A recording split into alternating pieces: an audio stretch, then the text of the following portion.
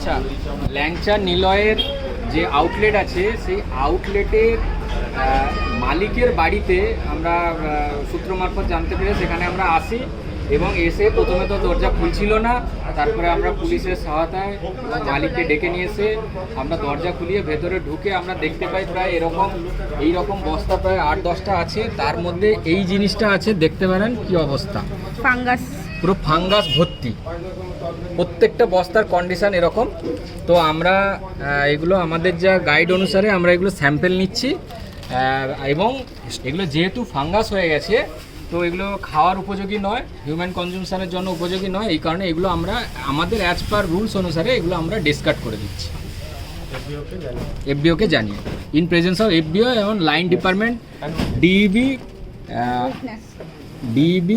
Legal metrology and consumer affair department. নাও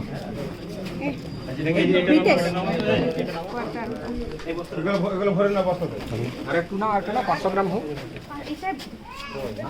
এটা 13 নম্বর,